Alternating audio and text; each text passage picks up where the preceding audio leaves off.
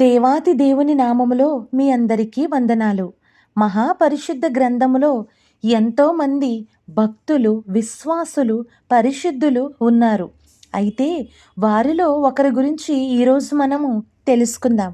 ఈరోజు మనం మహాపరిశుద్ధ గ్రంథంలో లిఖించబడిన రూతు గ్రంథం గురించి మనము తెలుసుకుందాం. రూతు గ్రంథాన్ని ఎవరు రాశారు? సమూయేలు వ్రాశారు. ఎవరు ఇందులో ముఖ్యమైన వ్యక్తులంటే నయోమి, ఎలీమేలేకు, బోయోజు, రూతు. అసలు రూతు గ్రంథాన్ని ఎందుకు రాశారు అంటే, రూతు గ్రంథము అద్భుతమైన నేర్పరితనముతో వ్రాసిన యథార్థ గాథ. చరిత్రలో వ్రాయబడిన అనేక జీవిత చరిత్రలలో ఇది ఒక అద్భుతమైన చరిత్ర. ప్రపంచంలో ఏ వ్యక్తి అయినా దేవుణ్ణి ఆశ్రయిస్తే ఎంతగా ఆయన ఆశీర్వదిస్తాడో ఈ గ్రంథం మనకు తెలియజేస్తుంది. ప్రపంచమంతా ఎంతగా పాడైపోతున్నప్పటికీ ఆ పాడైపోతున్న ప్రపంచంలో వారి మధ్య తనను నమ్మిన వారిని ఎంతగా ఆశీర్వదిస్తాడో, కనికరిస్తాడో ఈ గ్రంథం మనకు తెలియజేస్తుంది. దేశమంతా దేవునికి దూరమవుతూ దేవునికి వ్యతిరేకంగా జీవిస్తున్న దుర్దినాలలో ఒక అన్యురాలు కనపరిచిన ఆత్మీయతను దేవుడు గుర్తించడమును బట్టి దేవునిలో ఉన్న ఔన్నత్యాన్ని ఈ గ్రంథం మనకు తెలియజేస్తుంది. అసలు మనము రూతు గురించి తెలుసుకుందాం. రూతులో ఉన్న ప్రత్యేకతలు ఏమిటి అంటే, పాపిష్టి తెగకు జన్మించింది, ప్రభును విశ్వసించింది, ప్రత్యేకించుకుంది, ప్రేమను చూపింది, ప్రయాసపడింది. అంటే పాపిష్టి తెగకు జన్మించినది అంటే రూతు మోయోబీయులు సంతతికి చెందిన స్త్రీ.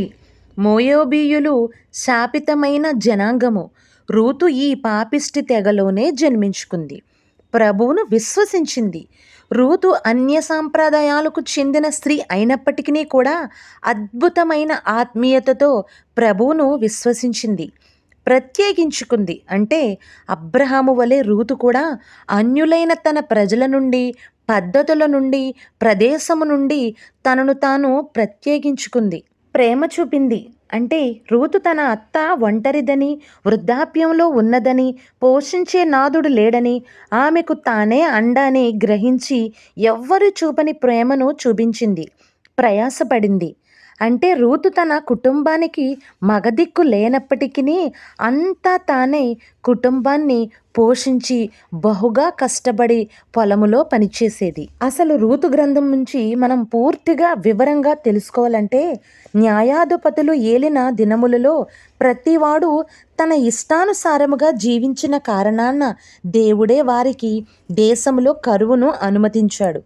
రూతు గ్రంథములో నయోమి, ఎలీమేలేకు మరియు వారి ఇరువురు కుమారులు కరువు నుండి తప్పించుకోవడానికి మోయోబు దేశానికి వెళ్ళిపోయారు. న్యాయాధిపతులు పరిపాలిస్తున్న 350 సంవత్సరాలు కరువు చీకటి కాలంలోనే ఈ సంఘటన చోటు చేసుకుంది.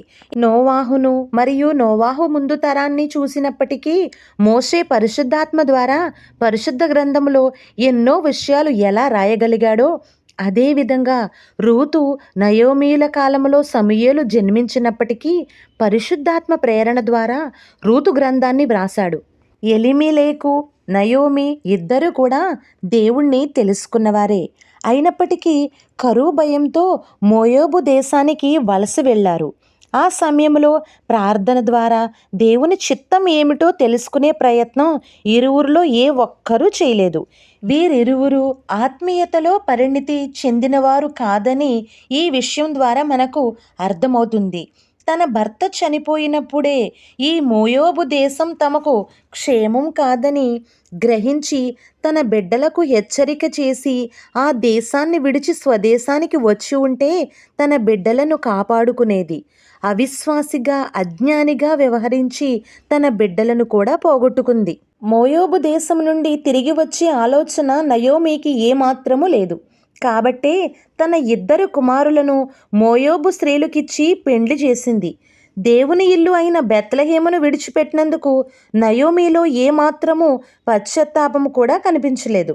నయోమి మోయోబు దేశంలో తన భర్తను అలాగే ఇద్దరు కుమారులను పోగొట్టుకుని ఉండగా యెహోవా తన జనులను దర్శించెనని తెలుసుకుని తన ఇద్దరు కోడళ్ళతో బెత్లెహేముకు బయలుదేరింది. నయోమి ఇద్దరు కోడళ్ళు ఓర్పా, రూతు. ఓర్ప ముందుగా తన అత్తను విడిచిపెట్టి వెళ్ళడానికి ఇష్టపడలేదు, కానీ తరువాత తన అత్తను విడిచిపెట్టింది. రూతు తన అత్త నయోమి ఎంత చెప్పినా సరే తన అత్తను విడిచిపెట్టడానికి ఇష్టపడలేదు. తనతో ఈ విధంగా చెప్పింది: నీ దేశమే నా దేశము, నీ జనులే నా జనులు, నీ దేవుడే నా దేవుడు. నువ్వు ఎక్కడ మరణిస్తే నేను అక్కడే మరణిస్తానని తనను అత్తను విడిచిపెట్టడానికి ఇష్టపడలేదు. పైపెచ్చు కన్న కూతుర్లే తల్లిని పట్టించుకోలేని రోజులలో కోడలిగా తన అత్తకు అంతా తానే కుటుంబాన్ని పోషించింది. రూతు తన అత్త పట్ల కనపరిచిన వ్యక్తిత్వం, అద్భుతమైన సంస్కారం కనపరిచింది. అద్భుతమైన కోడలిగా ఘనత వహించింది.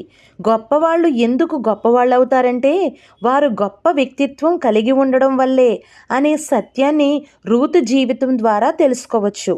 అంతేకాదు, మనం పనిచేసే చోట ఎటువంటి వ్యక్తిత్వం కలిగి ఉండాలో రూతు గ్రంథం తెలియజేస్తుంది. తాను కలిగిన వ్యక్తిత్వమే రూతును ఒక గొప్ప ఆత్మీయురాలిగా, గొప్ప వ్యక్తికి భార్యగా చేసింది. రూతు తన గురించి బడాయి కబుర్లు చెప్పుకోలేదు. తన స్థితి ఏమిటో, పరిస్థితి ఎలాంటిదో చెప్పుకోవడానికి ఏమాత్రమూ సిగ్గుపడలేదు. దించిన తల ఎత్తలేదు, పక్కవారి జోలికి వెళ్ళలేదు. ఎప్పుడూ కష్టపడుతూనే ఉంటుందని రూతును గూర్చి తోటి పనివారు బోయోజుకు సాక్ష్యమిచ్చారు.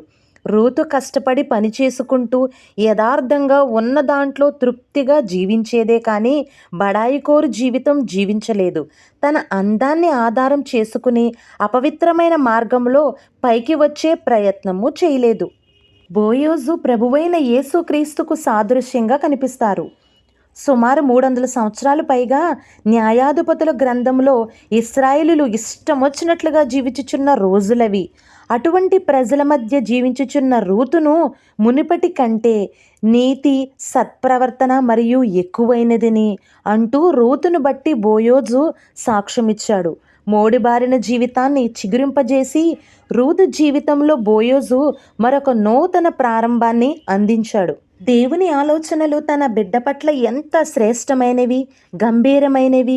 నువ్వు ఎన్ని కష్టాల్లో ఉన్నా, కన్నీటి లోయల గుండా వెళ్తున్నా దేవునికి అంగీకారముగా జీవిస్తే మన పట్ల ఆయనకుండే ఆలోచనలు ఎంతో దీవెనకరంగా ఉంటాయో రూతు గ్రంథం తెలియజేస్తుంది.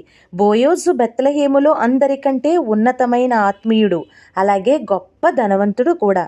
కుటుంబంలో మగదిక్కు లేకపోయినా తన అత్తను ప్రేమించడంలో రూతు కనపరిచిన వ్యక్తిత్వం, కష్టపడే తత్వం, తన ఆత్మీయత బోయోజుకు రూతుపై ప్రేమను పుట్టించింది.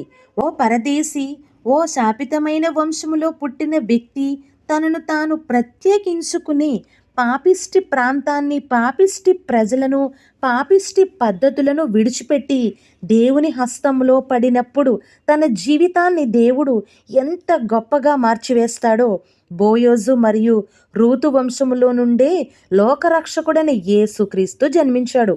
ఇది దేవుని అద్భుతమైన దయా సంకల్పం. అనగా బోయోజు రూతు ద్వారా ఓబేదును కనెను. ఓబేదు దావీదు తండ్రి అయిన యెషయాని కనెను. యెషయా దావీదును కనెను. దావీదు వంశమందు లోక రక్షకుడైన యేసయ్య జన్మించెను. అనగా యేసయ్యను లోకానికి పరిచయం చేసే భాగ్యాన్ని అభాగ్యురాలైన రూతుకు అనుగ్రహించిన మన దేవుడు ఎంతైనా గొప్పవాడు. కనుక మనము ఎలాంటి పరిస్థితుల్లో, ఎలాంటి సందర్భాలలో, ఎలాంటి లోయల గుండా వెళ్ళినా మహాపరిశుద్ధుడు మనకు తోడై ఉంటే మనము తలదించవలసిన అవసరం లేదు. ఈ రూతు గ్రంథం ద్వారా మనం తెలుసుకోవచ్చు. మన చుట్టూ ఎటువంటి పరిస్థితులున్నా మనం పరిశుద్ధంగా దేవునికి దీవెనకరంగా జీవిస్తే దేవుని ద్వారా మనము ఎత్తబడతాము. ఈ గ్రంథాన్ని అందించిన మహాపరిశుద్ధునికి వేలాది స్తోత్రము.